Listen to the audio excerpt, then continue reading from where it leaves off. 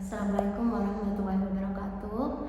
Perkenalkan, saya Nurse Miftahul Ulfa, Sarjana Keperawatan, Magister Keperawatan.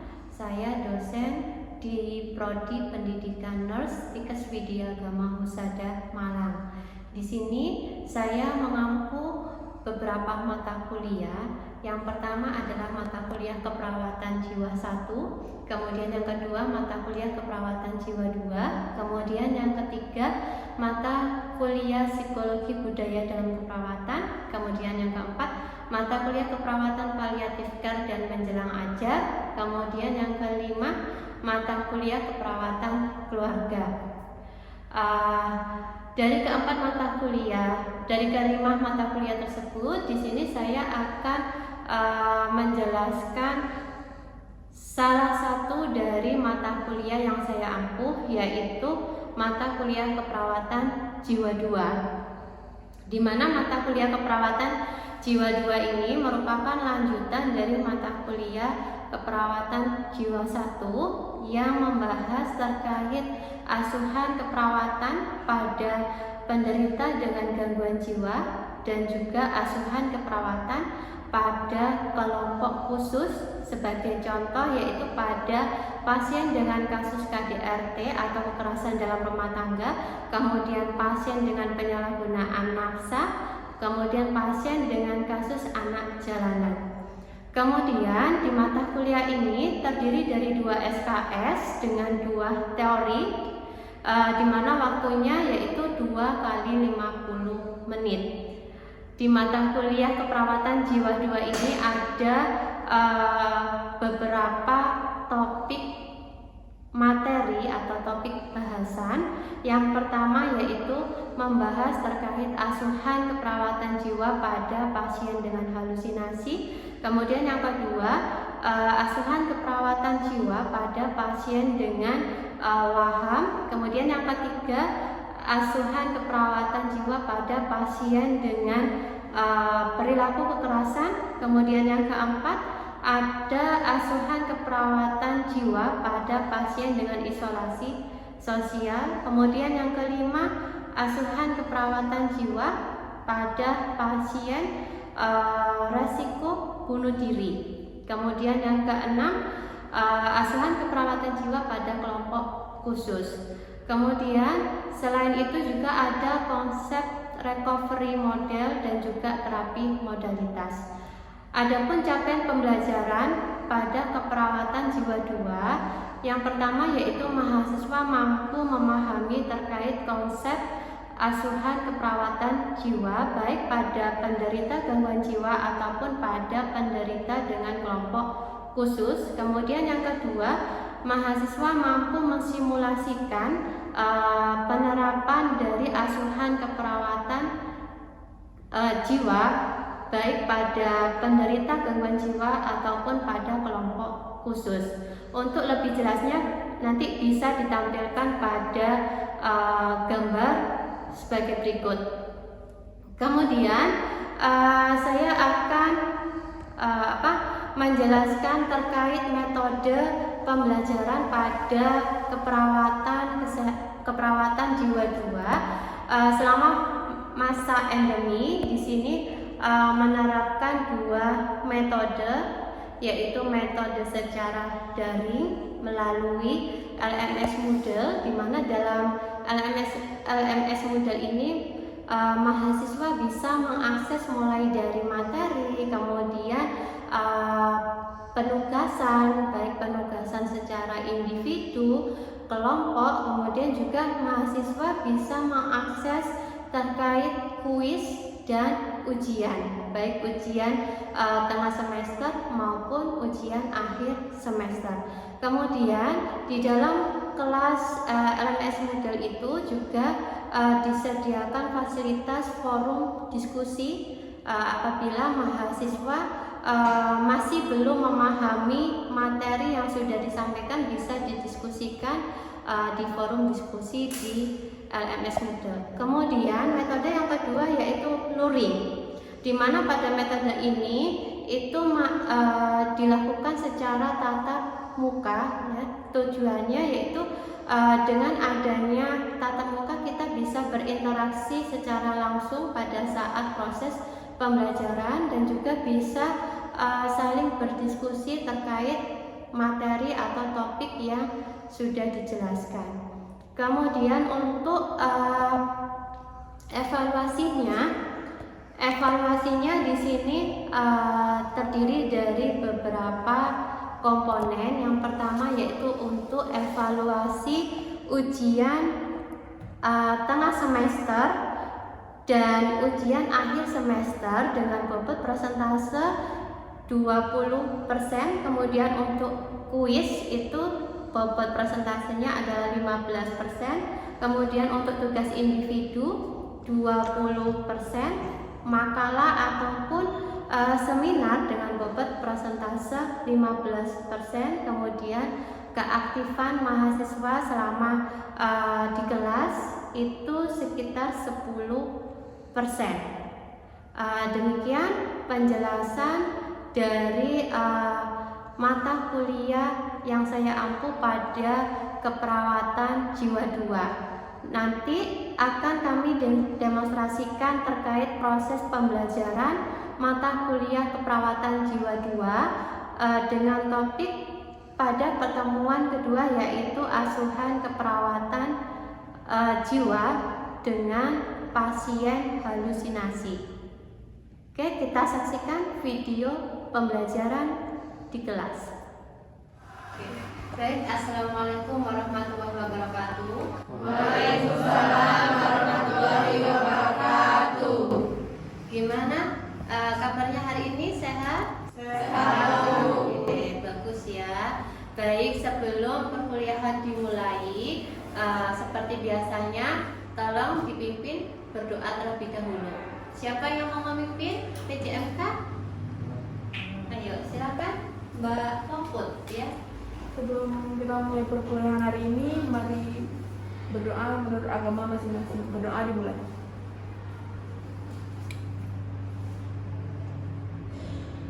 Berdoa selesai.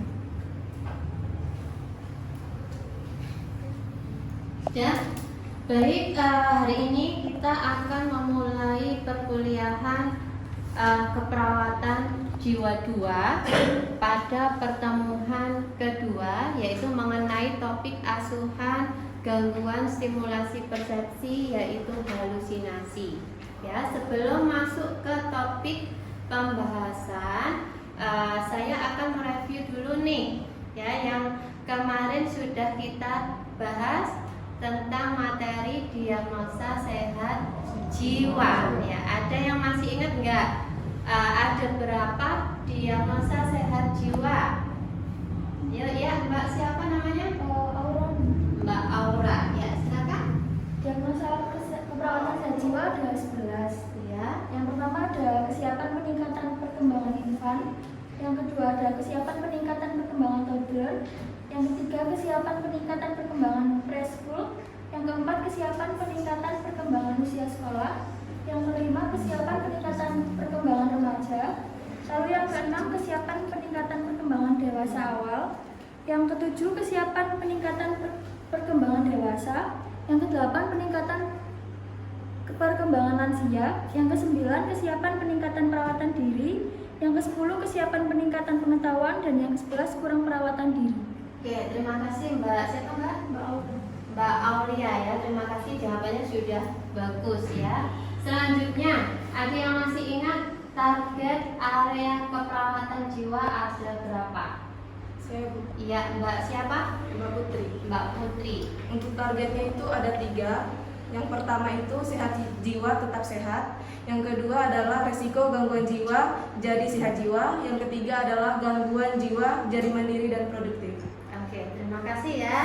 Artinya semua jawaban baik Mbak Aulia ataupun Mbak Putri itu sudah benar ya. Artinya Anda sudah belajar ya materi sebelumnya. Oke, selanjutnya saya akan memulai perkuliahan terkait asuhan keperawatan gangguan stimulasi persepsi halusinasi ya.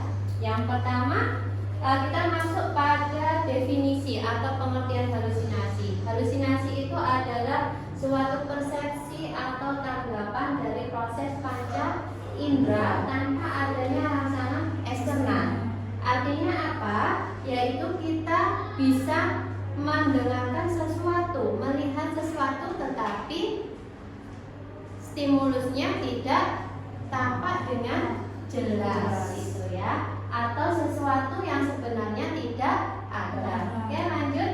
Nah, apa saja faktor yang bisa menyebabkan terjadinya halusinasi? Di sini ada faktor predisposisi, yaitu faktor yang bisa mempengaruhi terjadinya perubahan perilaku pada seseorang. Nah, ini terdiri dari beberapa faktor. Yang pertama adalah faktor biologis, ya. Faktor biologis ini contohnya adalah herediter atau genetik atau keturunan, gitu ya. Kemudian juga bisa karena memiliki riwayat penyakit atau pernah mengalami trauma kepala, ya. Kemudian atau pernah menggunakan nafsa obat-obatan terlarang. Kemudian yang kedua adalah psikologis. Di sini contohnya yaitu adanya kegagalan yang berulang, ya, pernah menjadi korban kekerasan, ya, pernah mendapatkan kurang kasih sayang dari orang tua atau orang tua yang selalu overprotective kepada anaknya. Kemudian yang ketiga yaitu sosio budaya dan lingkungan. Contohnya misal penolakan yang berulang, ya, ketika bergaul atau berinteraksi dengan orang lain, dengan tetangga dan lain sebagainya.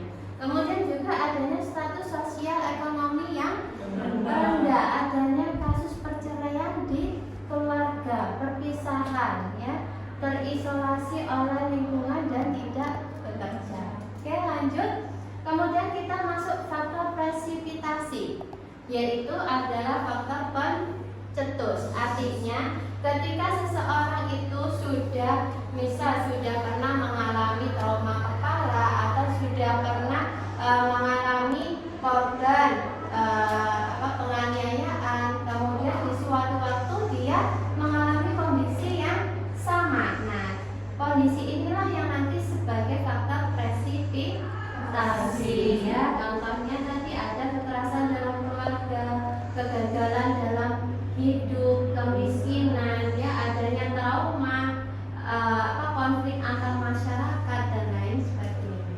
Oke, lanjut. Nah, kita masuk pada tanda dan gejala dari halusinasi. Di sini ada ada 4, ya. Ada berapa ini?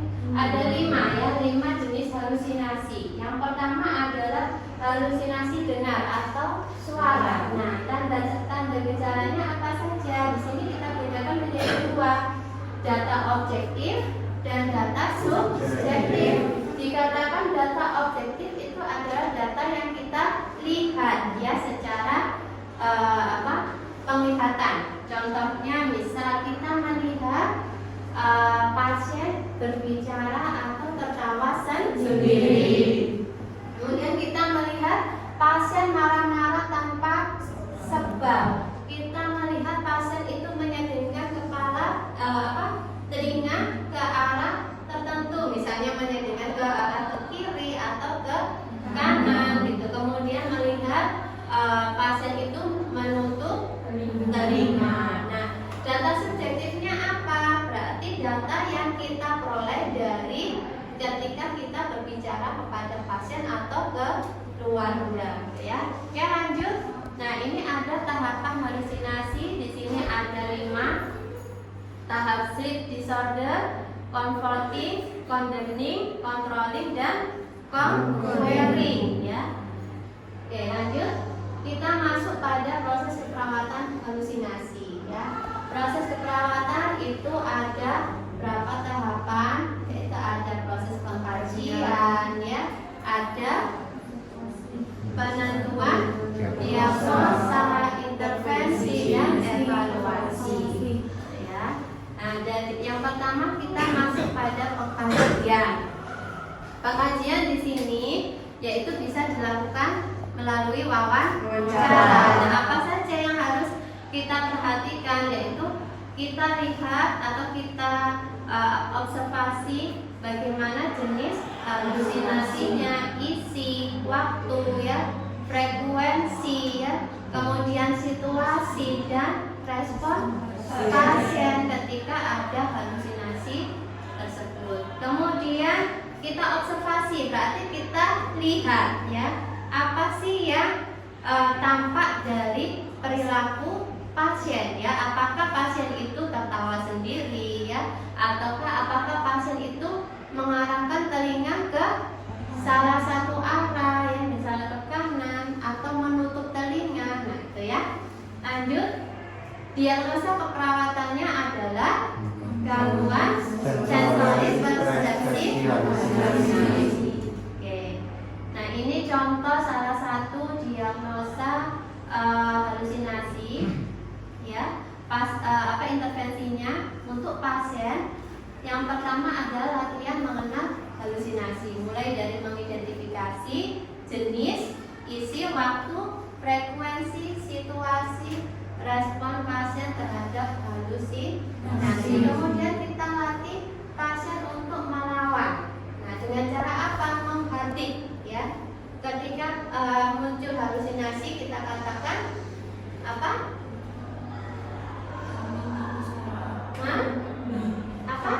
Jangan ganggu saya, gitu ya. Jadi sambil menutup telinga ya. Atau ketika halusinasi itu muncul, kita alihkan dengan bercakap-cakap dengan teman, gitu ya. Atau kita alihkan dengan melakukan kegiatan, misalnya membaca, melihat TV ya. Oke, lanjut. Nah ini adalah strategi pelaksanaan ya. Ada tahap orientasi, yaitu yang pertama adalah salam ya.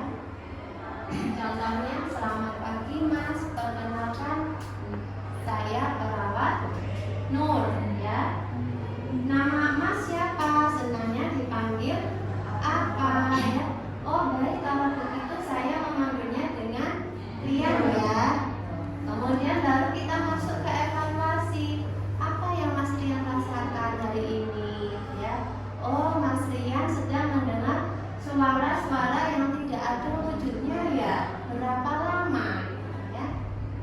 Setelah itu baru kita validasi. Apa yang telah Mas Rian lakukan untuk mengatasi suara yang tidak ada wujudnya? Gitu. Ya, bagaimana hasilnya? Kemudian apa manfaat yang Mas Rian rasakan? Ya, kemudian lanjut ke kontrak ya. Contohnya di sini, baik Mas Rian, bagaimana kalau saya periksa dulu tentang suara yang Mas Rian dengar dan kita belajar cara mengatasinya ya. Kemudian kita nanti akan berdiskusi selama 30 menit ya. Bagaimana, apakah Mas Rian bersedia? Itu ya contoh dari strategi pelaksanaan kontrak. Ini ya. Kemudian yang selanjutnya adalah fase kerja. Fase kerja ini kita akan menanyakan terkait jenis halusinasinya, isinya ya, kemudian waktu, frekuensi, berapa sering suara itu muncul, kemudian pada situasi yang bagaimana suara itu bisa muncul, dan bagaimana upaya yang dilakukan ketika suara itu muncul. Kemudian baru kita masuk diagnosa, kita jelaskan kepada pasien. Contoh, baiklah, berarti Mas Rian mendengar suara tanpa ada orang yang bicara. Itu artinya Mas Rian mengalami halusinasi, gitu ya. Kemudian kita masuk pada tindakan, yaitu kita melatih untuk menghardik. Contoh, baiklah, jika muncul suara itu segera tutup telinga dan katakan pergi, jangan ganggu saya. Kamu suara palsu ya. Sambil kita dampingi pasien. Kemudian baru kita ajarkan kepada pasien untuk mencoba sendiri, gitu ya. Sudah jelas? Oke. Jika sudah jelas, di sini akan diperagakan 2 orang ya untuk komunikasi pada pasien dengan gangguan jiwa. Saya minta Mbak siapa? Laura untuk menjadi pasien, kemudian Mbak siapa?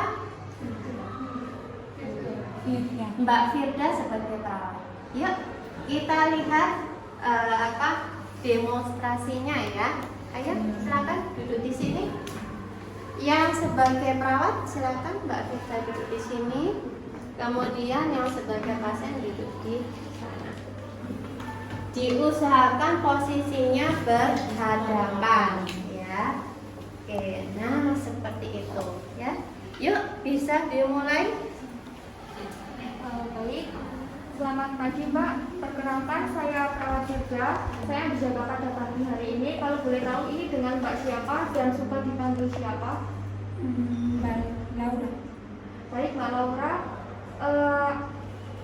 Apa yang Mbak Laura rasakan hari ini? Saya selalu mendengar suara-suara, tapi tidak ada wujudnya gitu.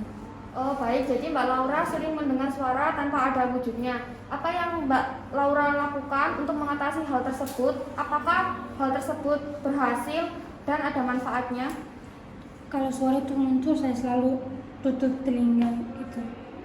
Baik Mbak, kalau begitu saya lakukan pemeriksaan dulu terkait tentang suara-suara yang sering mengganggu hari-hari Mbak. Apakah Mbak Laura bersedia? Sebentar Mbak, ada suara yang muncul gitu. Baik Mbak.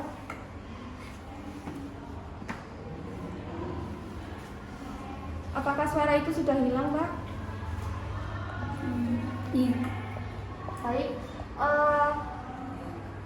Kalau boleh tahu, suara itu muncul pada situasi seperti apa ya Mbak? Pada saat Mbak Laura sendiri, pada malam hari atau pagi harinya? Sering di malam hari. Baik Mbak, jika muncul pada malam hari, untuk suara itu seperti apa ya Mbak munculnya? Kayak selalu bilang untuk saya bunuh diri gitu. Oke, baik.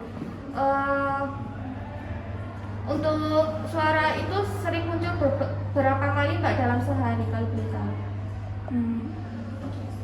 Kadang 3 kali atau 4 kali gitu. Tapi lebih seringnya itu di malam hari itu sering muncul. Oh, sering. Baik, Mbak Laura sering mendengar suara tanpa ada orang yang berbicara ya Mbak. Kalau begitu, untuk masalah yang Mbak alami ini bisa disebut dengan halusinasi. Mungkin untuk bagaimana kalau kita belajar mengatasinya dengan cara 2 hal. Apakah Mbak Laura bersedia? Tindakan ini memerlukan waktu kurang lebih 15-30 menit ya Mbak. Mungkin bisa untuk langsung dilakukan. Untuk cara yang pertama yaitu ketika Mbak Laura mendengarkan suara-suara tersebut, Mbak Laura bisa menutup telinga dan sambil bilang, "Kamu pergi, jangan ganggu saya, kamu suara palsu." Baik, mungkin itu saja latihan dari saya. Bagaimana, apa yang Mbak rasakan hari ini setelah saya melakukan cara untuk mengatasi hal tersebut? Sudah merasa lebih tenang. Kalau boleh tahu, apa saja latihan yang sudah kita lakukan hari ini? Ada 2.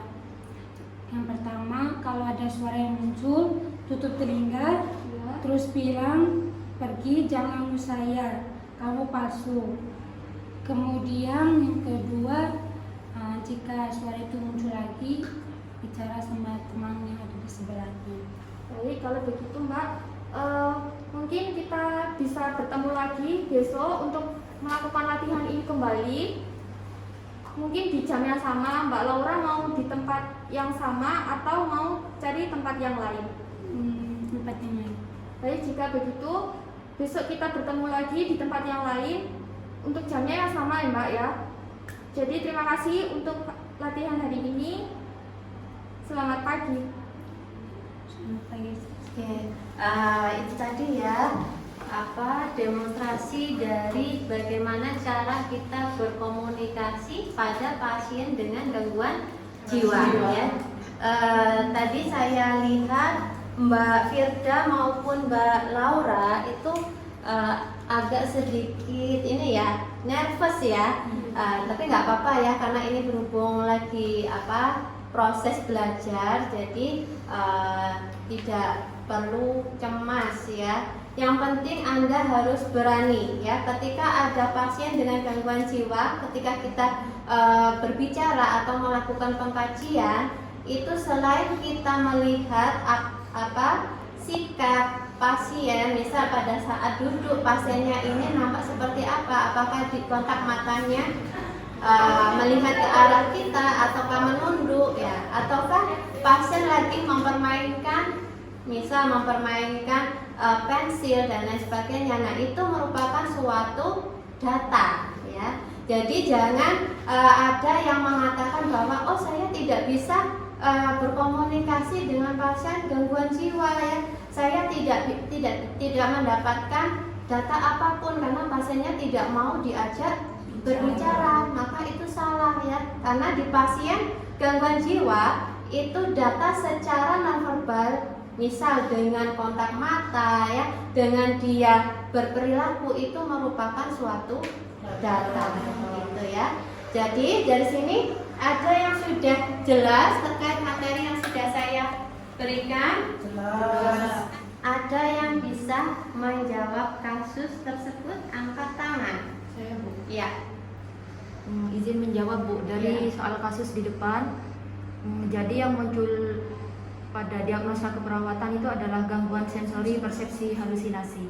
Oke, benar ya. Jadi dari kasus tersebut ya, ini laki-laki berumur 35 tahun tampak berusaha untuk menutup telinga dan kadang berbicara sendiri. Nah, pasien mengatakan saya mendengar bisikan yang mengatakan kalau saya ini bodoh. Nah, berarti dari kasus itu ada data objektif dan ada data subjektif. Data objektifnya adalah pasien menutup telinga ya, kemudian pasien nampak berbicara sendiri. Sedangkan data subjektifnya apa? Yaitu pasien mengatakan bahwa dia mendengar suara yang menyuruh dia bahwa saya ini adalah bodoh. Sehingga dapat disimpulkan bahwa diagnosa keperawatan pada kasus tersebut adalah gangguan sensori persepsi halusinasi. Oke, pada pertemuan kali ini nanti akan ada tugas yaitu membuat video role play ya. Jadi nanti silakan PJMK membantu saya untuk membagi menjadi 2 kelompok ya. Masing-masing ada yang berperan sebagai perawat dan ada yang berperan sebagai pasien ya. Nanti tugasnya dikumpulkan dalam bentuk video langsung di LMS Moodle ya pada pertemuan kedua ya. Tugas dikumpulkan paling lambat maksimal 3 hari setelah perkuliahan. Ada yang ditanyakan terkait tugasnya? Sudah jelas semuanya? Oke, jika sudah jelas, saya persilakan kepada Mbak Laura sama Mbak Firda untuk kembali ke tempat duduknya dan terima kasih ya. Oke, sudah saya akhiri perkuliahan hari ini. Wassalamualaikum warahmatullahi wabarakatuh. Waalaikumsalam.